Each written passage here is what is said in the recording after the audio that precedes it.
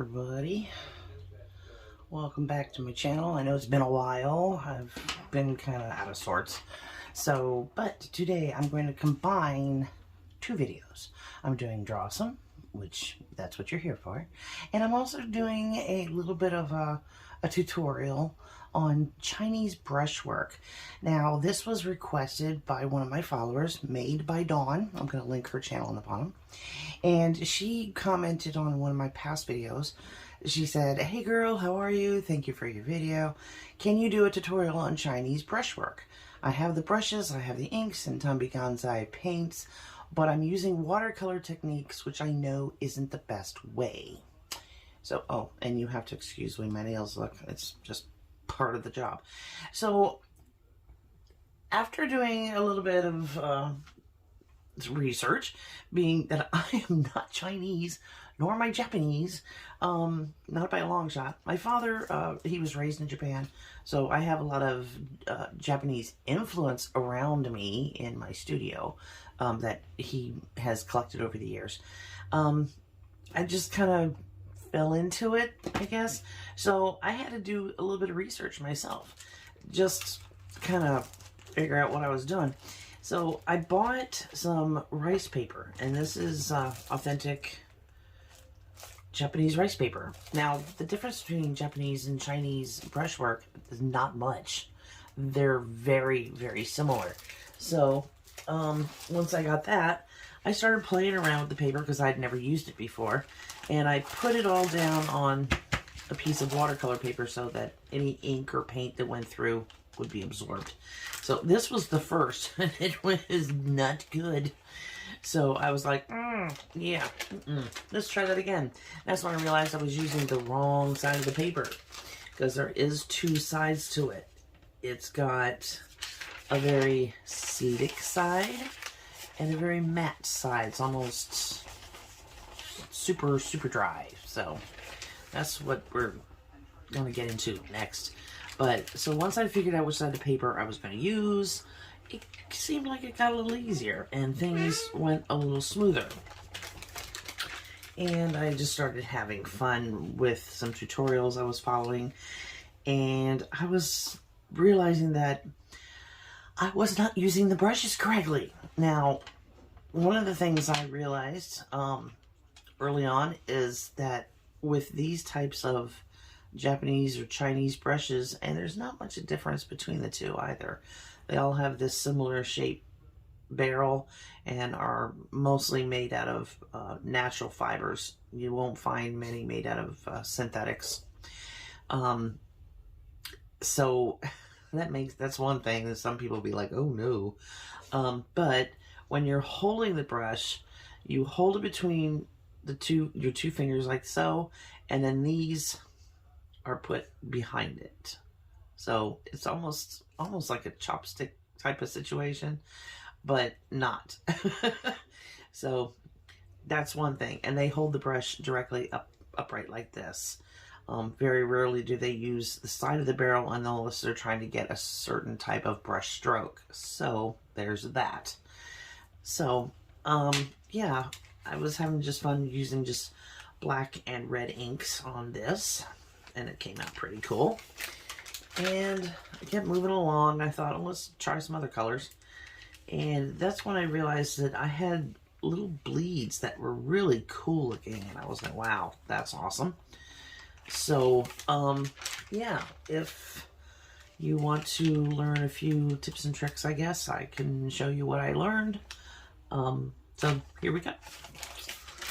First of all, like I said, I got a piece of watercolor paper big enough to hold these massive pieces of paper, because they're big. But I figured, you don't have to have them this big, although they do paint on even bigger pieces of paper. Where you would get those, I have no clue. So I just took one of them and cut it down in half so that we have a little bit more room to work. So I'm just going to turn this way. And yeah, just forget you saw this. Or we could turn it over. Yeah, we'll just turn it over so we can start fresh. So, we put this to the side for right now. They use palettes with very deep wells, simply because you have to, when it comes to your inks, you have to water them down into 5 different gradients. Okay, that's 5. And that's pretty much all they work with, is 5 different gradients. So it starts out dark and it just gets lighter and lighter and lighter. And that's how, I mean, they always paint the shadows first. I also noticed that watching a lot of the videos. So I'm gonna get a little thing here that I like to use. It's just a syringe without a needle on it, but it helps me transfer the water to the palettes. So I'm going to mix up 5 grades of some, I think, yeah, I'm gonna go ahead and get my ink out. And I'm using, it's just a, where is it? Those are all watercolors. All watercolors. Where's my ink? Okay, I'm just gonna use some Higgins India ink, because I have one of those, the stones that you would scrape in the water to make ink, but it's really, really old and I don't want to screw it up. So I'm just going to take that lid off. Let me get another syringe. And this one is just a little eyedropper. So I'm just going to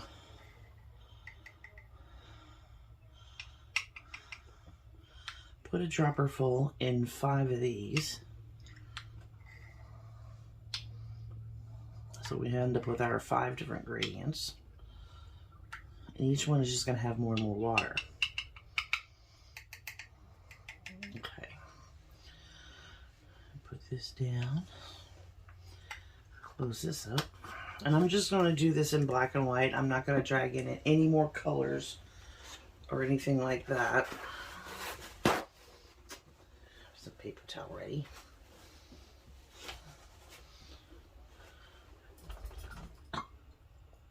And clean that out.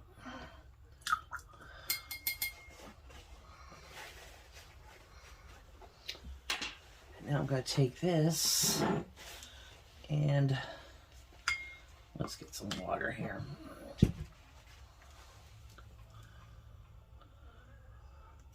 I'm going to fill this up to the 5 milliliters and put like so many drops, and then double that, and then double that, and then double that, and finish it out. Now these should be, if they don't seem like they're, try it again. Okay, there's another 5. Just keep doing that. 1, 2, 3, 4, 5, 6, 7, 8, 9, 10. Okay.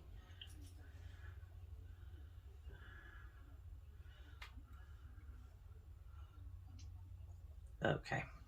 That should be our 5 levels of ink. Now, if it isn't, you can always add more water or more ink, depending. Move this over there. And you have to remember that you're going from darkest to lightest. And now it's kind of funny. I was telling my parents I was doing this, and they were like, oops, I got ink. Okay, so I told my parents I was doing this, and they were just like, are you going to be able to remember everything? I said, I hope so. So we're going to start with our medium colors here, because if you start with your lightest, well, let's just test them out first. Make sure we have our lightest to darkest. Rinse that out.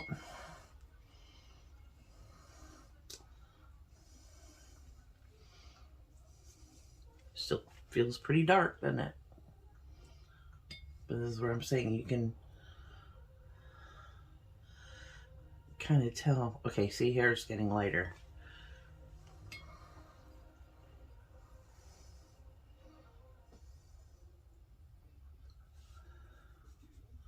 and lighter. Really rinse the brush out well.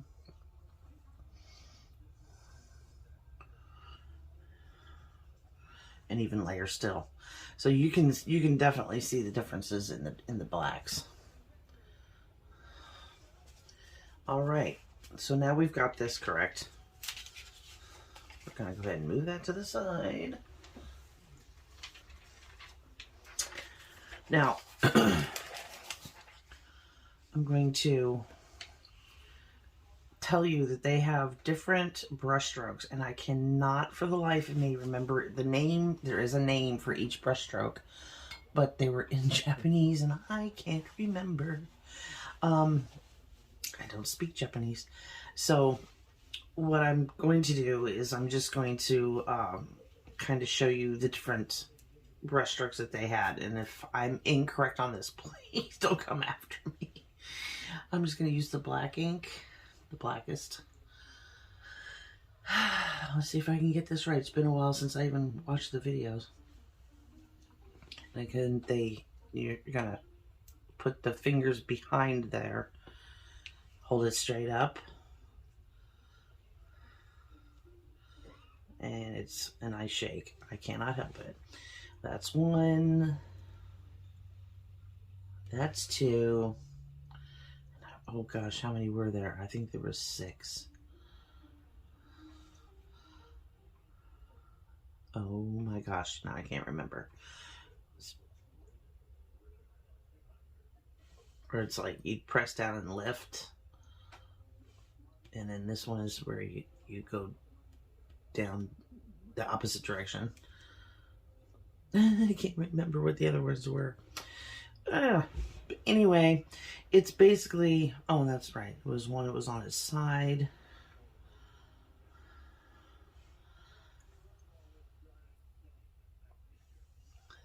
And this way. So once you have like mastered how your brush works and how it will bend and do different things, that's where you know you're okay. So, and each one of these has a different name to it. Like I said, I can't remember, but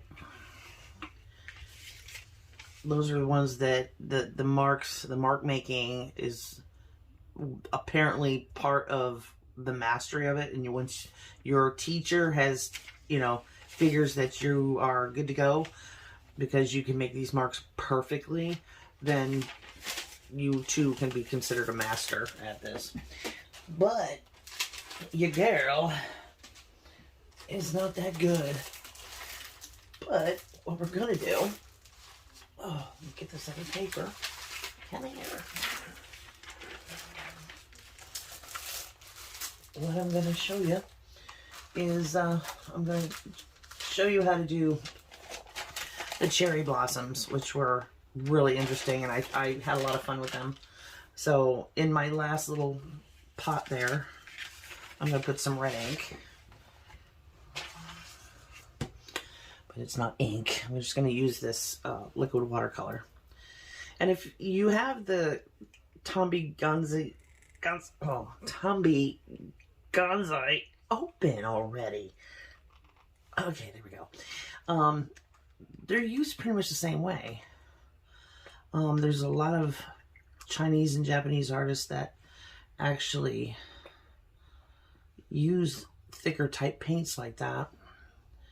And they make some of the most amazing, like dragons and flowers and birds and oh my gosh. So the reason why they use the paints, I mean, it's just like what we do. I mean, we use paints and inks and pencils and charcoal and all that. Same with them. I mean, they use different mediums as well. So, but let's see. We're going to go this way. And we'll just go ahead and jump in and do a little bit of a branch. And I'm going to use the light right here. Super light. And start at the bottom.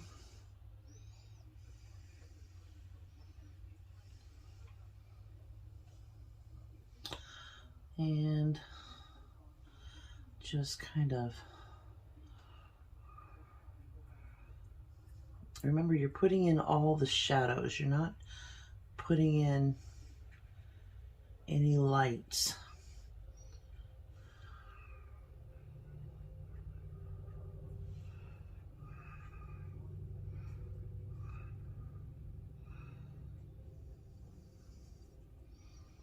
So when you start over here on the left, this is where your shadow would be, and this side would be like, it just fades out to nothing on that side.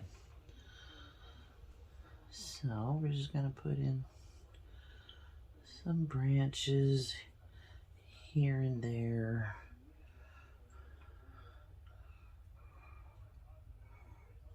Don't connect them.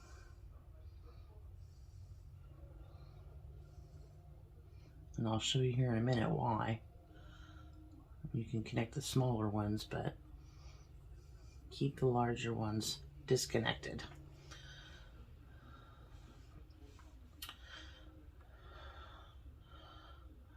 I'm just going to rinse that brush.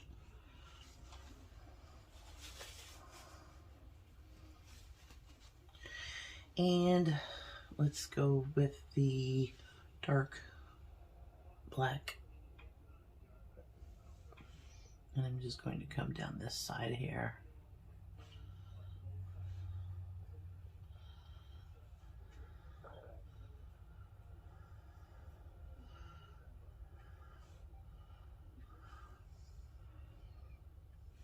We may do a second one of the mountains and see how that turns out.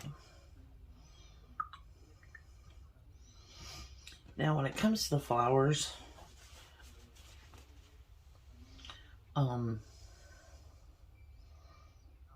you're just gonna soak up some of that liquid watercolor in its full strength. And then see where these gaps are? You're just going to, and I know I'm still holding it like I'm supposed to, but I'm going to like roll it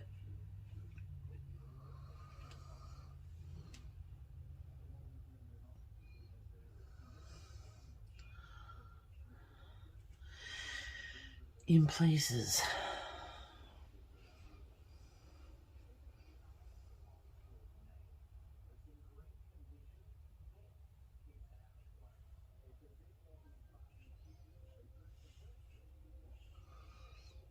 Like that.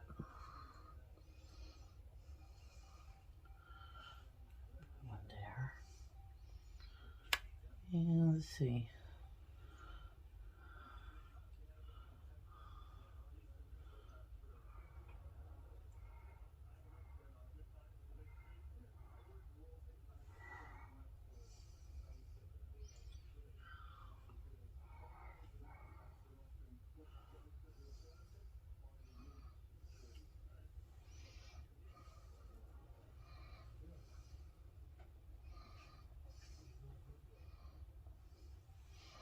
And they don't have to be perfect, which is a darn good thing, right? Because I'm going to show you something here in just a second that's pretty cool.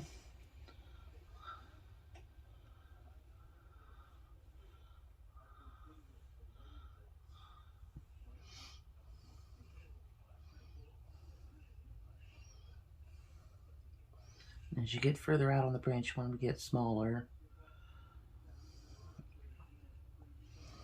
Like that.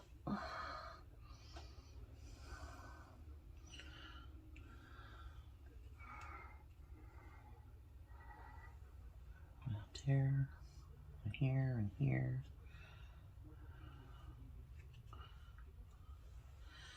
All right, and now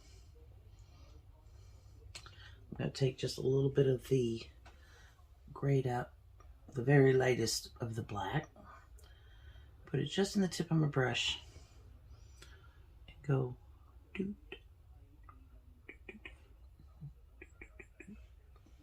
You watch how it just kind of spreads out. Doot, doot, doot, doot. Just like so.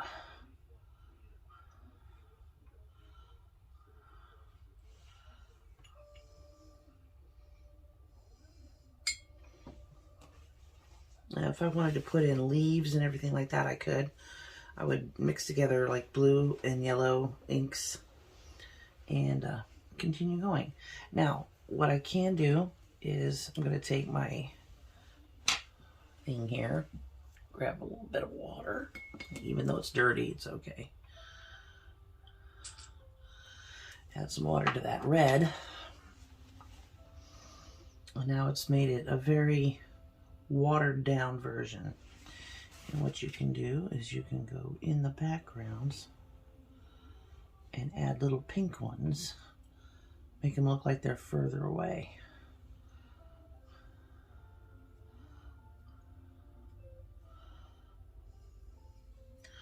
And you always start with your darkest first, because once you've watered it down, there's no going back. You'd have to empty your palette and start all over.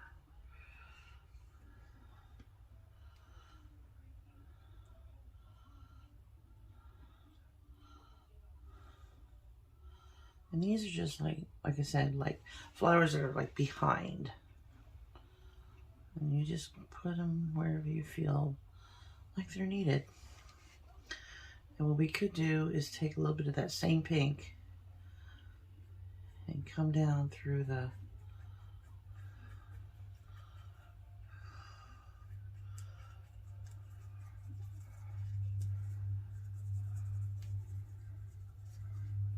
like so. And I like to take a little bit of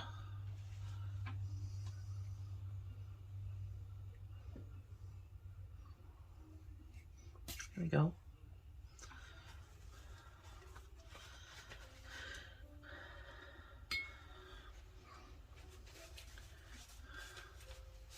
And that's it. I mean, literally. So if you want to, we can try another one. Let's dig another paper out. Oh, goodness.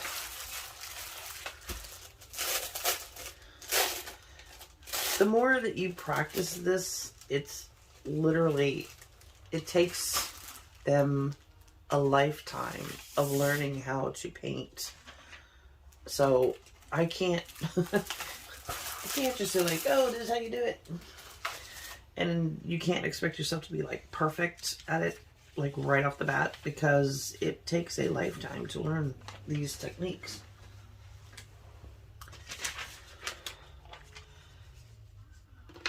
Which is, to me, quite interesting. But what I plan on doing now is we're going to do the mountains.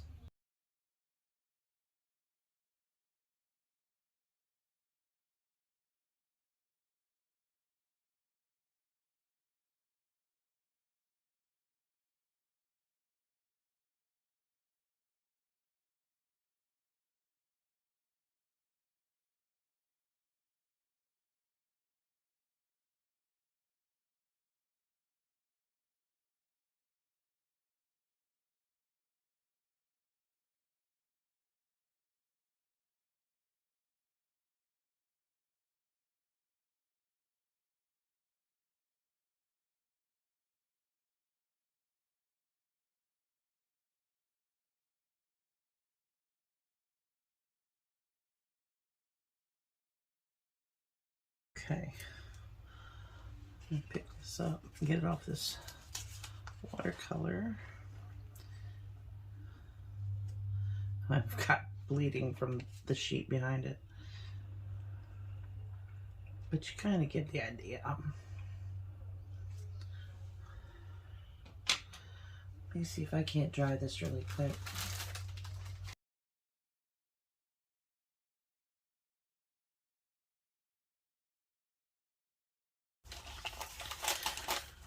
So I think that kind of gives you an idea of what, you know, can be done with the inks and these brushes. It's more of a gestural. It's not, they don't put a lot of, I mean, you can get detail, but their detail are done with much smaller brushes. So if you're going to try and do any kind of detail work, I would definitely suggest you get tinier brushes. And please don't expect these brushes to stay in one piece, because they do have a tendency to fall apart. Hence the reason for the loops. Once they're wet, they want to be hung up to dry once you've cleaned them. That allows the water to drain out the bristles instead of getting trapped in the barrel, where it loosens the glue, and then you have more fallout. So yeah, that's all the tricks and tips I've got. But I'm thinking about maybe starting a small series when it comes to like different nationalities' art, and kind of exploring it a little bit and seeing if I can't replicate some of it by doing a few, watching a few videos, seeing what I come up with, and see how close I come to some of their beautiful artwork. So yeah, there we go, Dawn. I hope that helps you out. And if anybody else has any questions, or if you'd like me to check out a certain type of artwork and see if I can't replicate it, bring it on. Put it in the comments below. And until my next Drawsome video, I sure do love you all bunches. Bye!